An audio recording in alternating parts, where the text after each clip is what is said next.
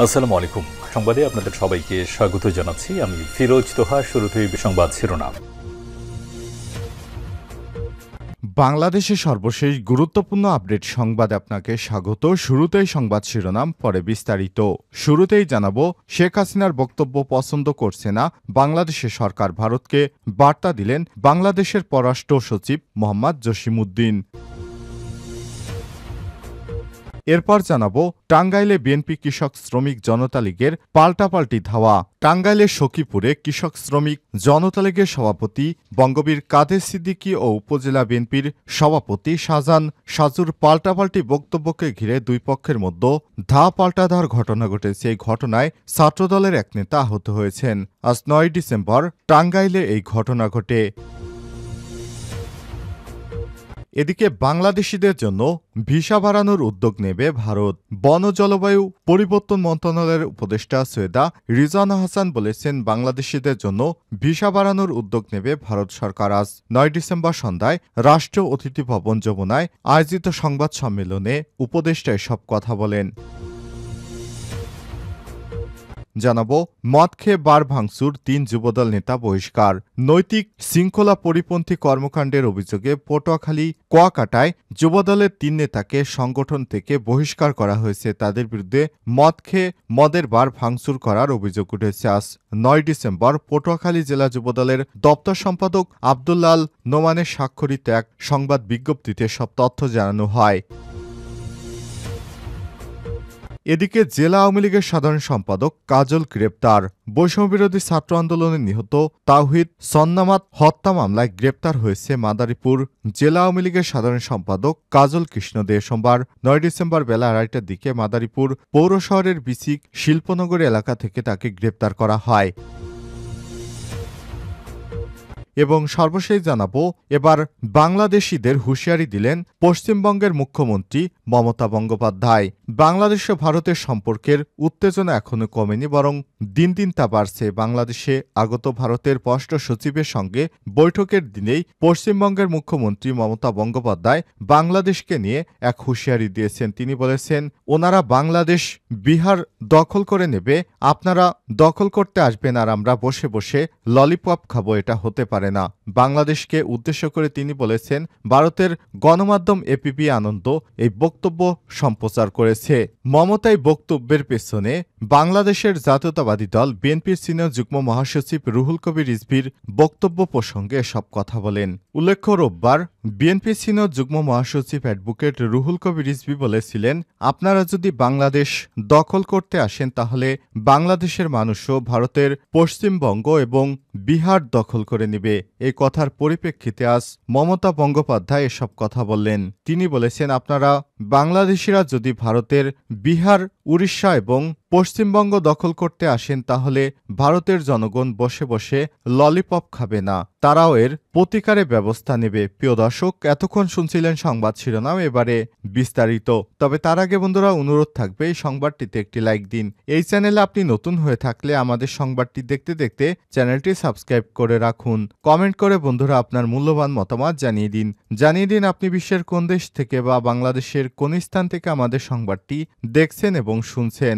এবারে বিস্তারিত। শেখ হাসিনার বক্তব্য পছন্দ করছে না সরকার। ভারতকে পররাষ্ট্র সচিবের বার্তা। ভারতে অবস্থানরত বাংলাদেশের পলাতক প্রধানমন্ত্রী শেখ হাসিনা রাজনৈতিক বক্তব্য পছন্দ করছে না বাংলাদেশের অন্তর্বর্তীকালীন সরকার। এই বার্তা পৌঁছে দিতে ভারতের পররাষ্ট্র সচিব বিক্রম মিশ্রিকে অনুরোধ জানিয়েছে বাংলাদেশ। সোমবার ৯ ডিসেম্বর সন্ধ্যায় সেগুনবাগিচায় জনাকীর্ণ সংবাদ সম্মেলনে পররাষ্ট্র সচিব মোহাম্মদ জসিমউদ্দিন এসব কথা বলেন। শেখ হাসিনাকে ভারত থেকে বাংলাদেশে ফিরে আনা প্রসঙ্গে জসিমউদ্দিন বলেন, সাবেক প্রধানমন্ত্রীকে নিয়ে আলোচনা হয়েছে, তাকে ফেরানোর বিষয় সংশ্লিষ্ট মন্ত্রণালয় থেকে অনুরোধ আসার বিষয়, আর এটি রাজনৈতিক সিদ্ধান্ত যখন হবে পররাষ্ট্র মন্ত্রণালয় তখন ব্যবস্থা গ্রহণ করবে। এটা এফওসিতে কেন, যে কোনো পর্যায় হতে পারে, সেটা কূটনৈতিক পর্বের মাধ্যমেও হতে পারে। দিল্লিতে আমাদের যে মিশন আছে তার মাধ্যমেও জানানো যায়। পররাষ্ট্র সচিব আরও বলেন, শেখ হাসিনা ভারতে অবস্থান করে যে বক্তব্য রাখছেন এই বক্তব্যের প্রতি আমরা তার দৃষ্টি আকর্ষণ পরিদর্শন করছি। আপনারা গতকাল শুনেছেন তিনি শেখ হাসিনা একটি বক্তৃতা দিয়েছেন। এটা এ সরকার পছন্দ করছে না এবং তারা যে কথাটা বলেছেন তার উপস্থিতি দুই দেশের সম্পর্কের কোনো প্রভাব ফেলবে না। এ সময় তিনি বলেন, আমরা বলেছি শেখ হাসিনা ভারতে বসে যে বক্তব্য দিচ্ছেন সেটা আমাদের পছন্দ হচ্ছে না। তাদের অর্থাৎ ভারতকে আমরা বলেছি আমরা যেটা পছন্দ করছি না এটা শেখ হাসিনাকে যেন জানানো হয়। আমার কাউন্টার পার্ট তারা যেন নোটে নিয়েছে। সোমবার সকালে ঢাকায় আসেন ভারতের পররাষ্ট্র সচিব বিক্রম মিস্ত্রি। এদিন রাষ্ট্রীয় অতিথি ভবন পদ্মায় বাংলাদেশ ও ভারতের পররাষ্ট্র সচিবদের মধ্যে এফওসি অনুষ্ঠিত হয়। এতে ঢাকার হয়ে নেতৃত্ব দেন জসিমউদ্দিন, অন্যদিকে দিল্লির পক্ষে নেতৃত্ব দেন বিক্রম মিস্ত্রি।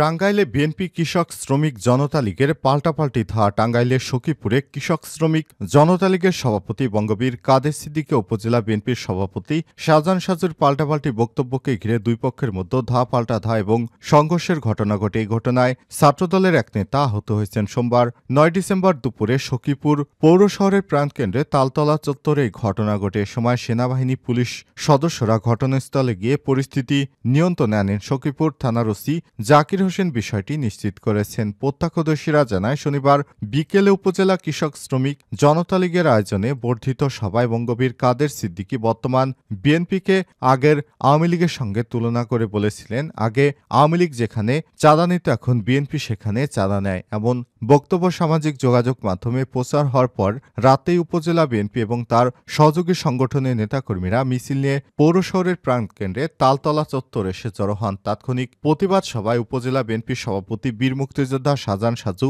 কাদের সিদ্দিকীকে ভারতের দালাল ও শেখ হাসিনার প্রেতাত্মা গালমন্দ করেন এবং তার বক্তব্য সামাজিক যোগাযোগ মাধ্যমে ছড়িয়ে পড়ে। কাদের সিদ্দিকীকে গালমন্দ করার প্রতিবাদে উপজেলা কৃষক শ্রমিক জনতা লীগ সোমবার সকাল 10টার দিকে কাদের সিদ্দিকীর সখীপুরের বাসভবনে একটি সভা ডাকে। সভা শেষে কৃষক শ্রমিক জনতা লীগের নেতাকর্মীরা লাঠি গামছা বেঁধে মিছিল নিয়ে তালতলা চত্বরের দিকে এগিয়ে আসেন। এদিকে বেলা 11টার দিকে উপজেলা বিএনপির নেতাকর্মীরা তালতলা চত্বরে কাদের সিদ্দিকীর বিরুদ্ধে একটা প্রতিবাদ সভা ডাকেন। কৃষক শ্রমিক জনতা লীগের মিছিল থানা পার হয়ে ডাকঘরের সামনে এসে তালতলা চত্বরের দিকে এগোতে থাকে। এক পর্যায়ে দুই পক্ষের মধ্যে ধাওয়া পাল্টা ধাওয়া এবং সংঘর্ষের ঘটনা ঘটে। এ সময় প্রতিপক্ষের লাঠির আঘাতে উপজেলা ছাত্র দলের সাবেক সদস্য নাইম শিকদার 25 আহত হন। তাকে উপজেলা স্বাস্থ্য কমপ্লেক্সে ভর্তি করা হয়েছে।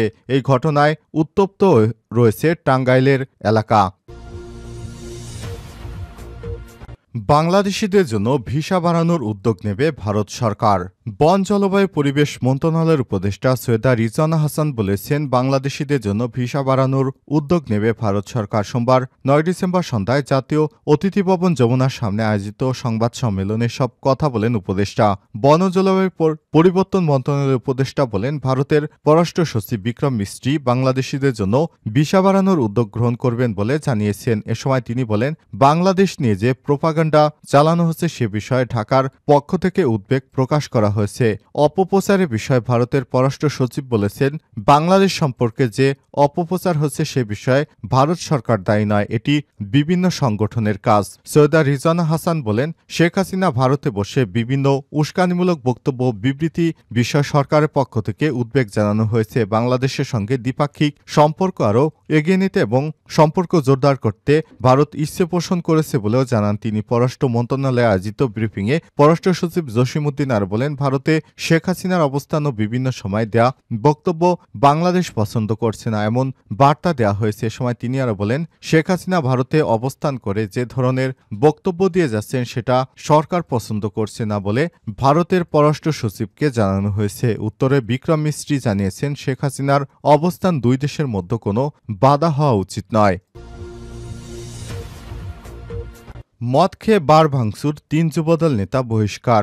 নৈতিক শৃঙ্খলা পরিপন্থী কর্মকাণ্ডের অভিযোগে পটুয়াখালী কুয়াকাটার যুবদলের 3 নেতাকে সংগঠন থেকে বহিষ্কার করা হয়েছে। তাদের বিরুদ্ধে মদ খেয়ে বার ভাঙচুর করার অভিযোগ উঠেছে। সোমবার 9 ডিসেম্বর সকালে পটুয়াখালী জেলা যুবদলের দপ্তর সম্পাদক আব্দুল্লাহ আল নোমানের স্বাক্ষরিত এক বিজ্ঞপ্তিতে সব তথ্য জানানো হয়। বহিষ্কৃতরা হলেন কুয়াকাটা পৌর যুবদলের ৭ নং ওয়ার্ড সভাপতি মোহাম্মদ সোহেল মিয়াজি, কুয়াকাটা পৌর যুবদলের ৭ নং ওয়ার্ড সদস্য মিরাজ হাওলাদার এবং কুয়াকাটা পৌর যুবদলের সদস্য মোহাম্মদ ইউসুফ ঘরামি, ৩ জনকেই দলের সব কার্যক্রম থেকে বহিষ্কার করা হয়েছে। এ বিষয়ে বহিষ্কৃত যুবদল নেতা সোহেল মিয়াজি বলেন, আমি এমন কোনো কর্মকাণ্ডের সঙ্গে জড়িত নই যে আমাকে দল থেকে বহিষ্কার করা হবে। এটা সম্পূর্ণ দলীয় ষড়যন্ত্রের শিকার হয়েছি। অপর বহিষ্কৃত যুবদল নেতা ইউসুফ ঘরামি বলেন, আমার বিরুদ্ধে আনা সব অভিযোগ ভিত্তিহীন। এটা সম্পূর্ণ দলীয় ষড়যন্ত্রের বিষয়। শীঘ্রই সংবাদ সম্মেলনের মাধ্যমে প্রতিবাদ করা হবে এবং অন্য যুবদল নেতা মিরাজ হাওলাদারকে মোবাইল ফোনে পাওয়া যায়নি।